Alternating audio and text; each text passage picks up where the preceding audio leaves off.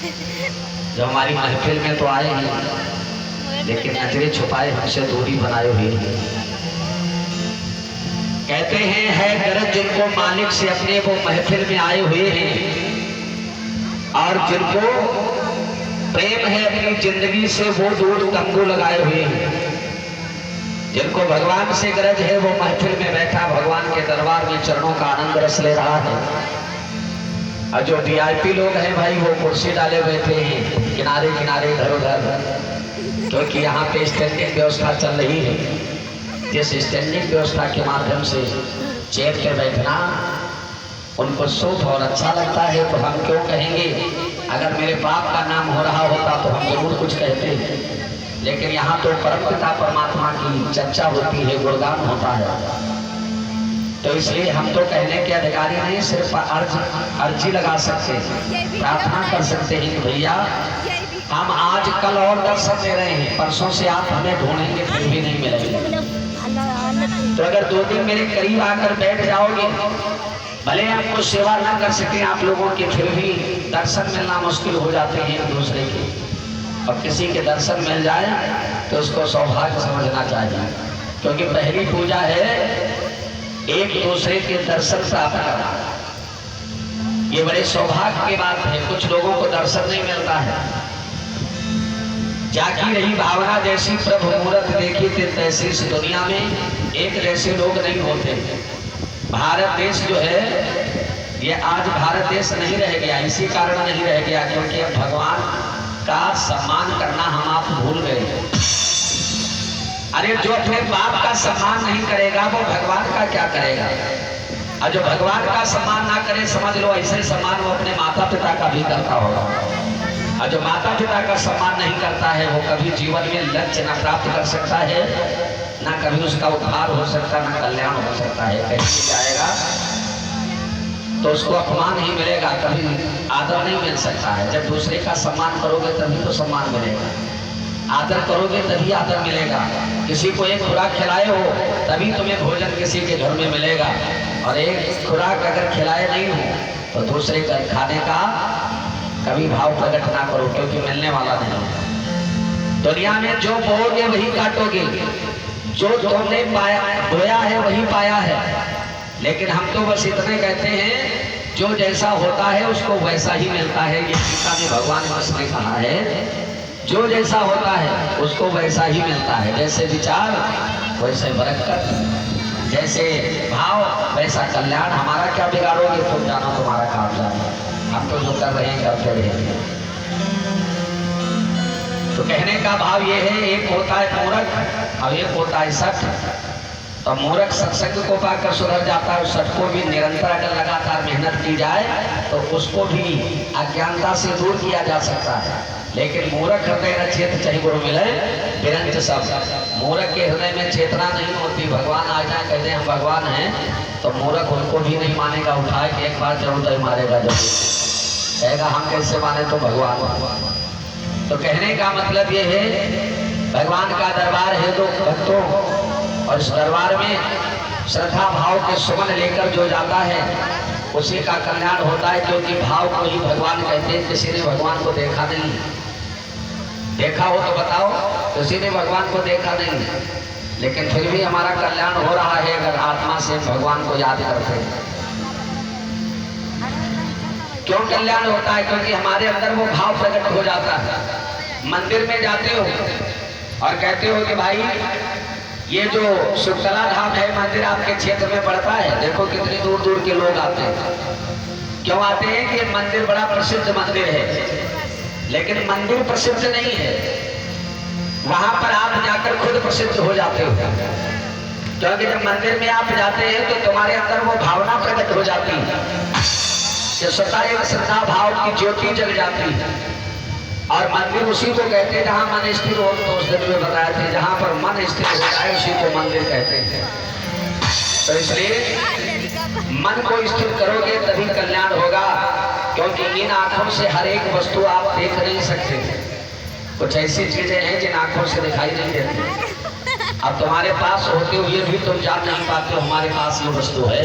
हिरण के पास तो कस्तूरी होती, और हिरण को खुशबू आती है तो कस्तूरी को ढूंढता है बेचारा कि ये कस्तूरी कहाँ मिलेगी जहाँ से खुशबू आ रही है, और उसे ये भी तक नहीं मालूम है कि कस्तूरी उसकी नाभि में ही विराजमान है।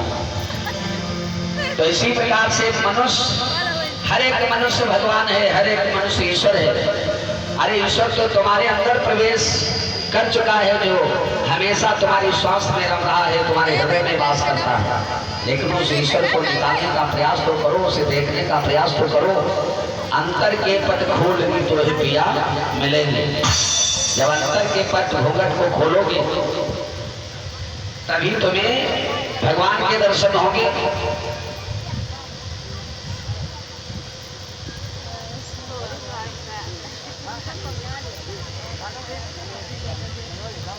ये हमारी भैया जी 10 बताए, मनोज कुमार जी विशाख निवासी रात के ही भगवान की तरफ से आशीर्वाद मंगल कामना।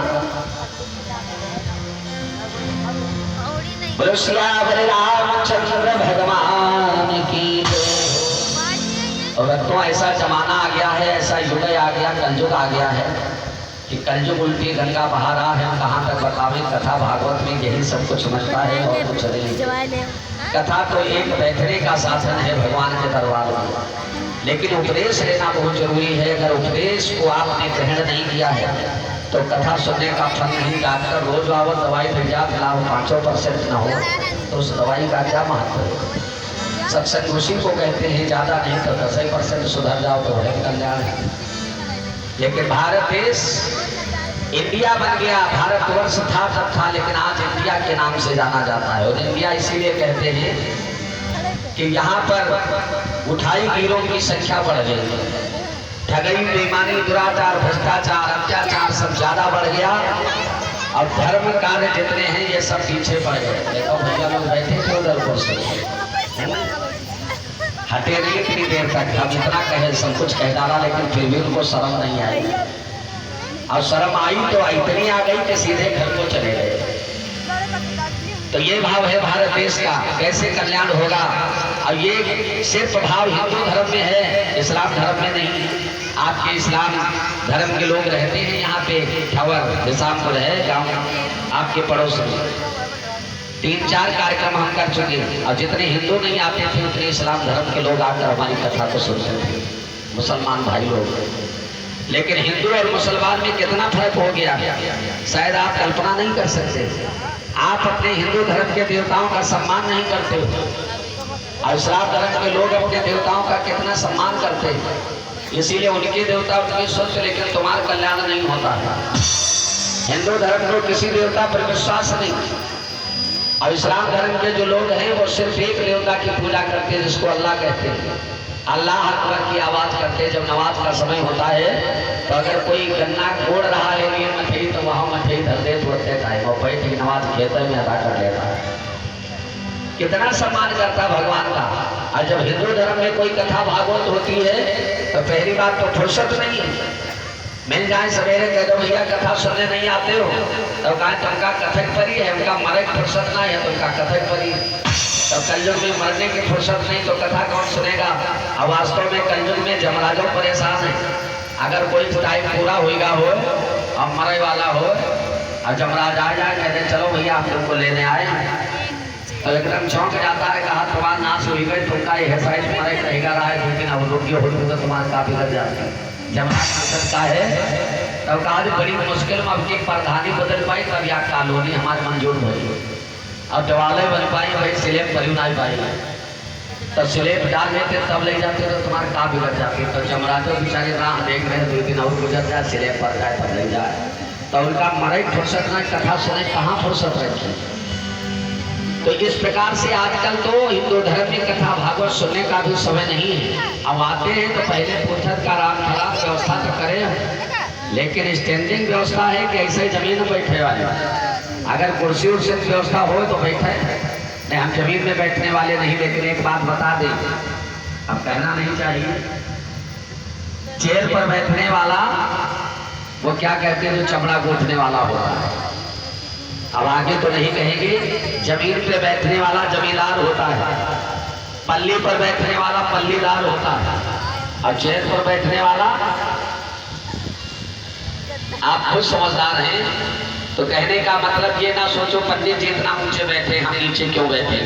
लेकिन एक बात बता दें, हम लोग चौकीदार हैं क्योंकि चौकी पे बैठे। चौकीदार, अगर आप जैसे जमींदार नहीं होते तो हम जैसे चौकीदार आपके गांव में क्या करने आते। अगर हमारे घर इतना खाने को होता तो तुम्हारे गांव के हम भीख मांग कर अपने घर नहीं ले जाते। अगर हमारे घर में इतना धन होता तो तुम्हारे 11 रुपए हम जेब में संभाल कर नहीं रखते। हम यह लायक हैं और हमारा कल्याण नहीं होगा, क्योंकि दीपक दूसरे का कल्याण कर देता है, प्रकाश दे देता है। लेकिन दीपक से पूछो कि तुम उजेले में रहते हो कि अंधेरे में, तो दीपक बेचारा हमेशा अंधकार में ही रहता है, जबकि दूसरे को प्रकाश देता है।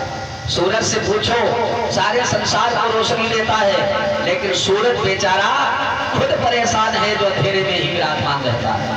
तो दूसरे का कल्याण करने वाला हमेशा दुखी रहता है। पेड़ में फल लगे हों, ये जो पेड़ बड़ा सुंदर है तो पेड़ थोड़ा सुंदर है, वैसे दिल पर पूछो के ऊपर का बीत रही। रोज 10-10 लड़का ऐसा जामे पर चढ़ गए हैं, सीना फाड़ रहे रात दिन उनका।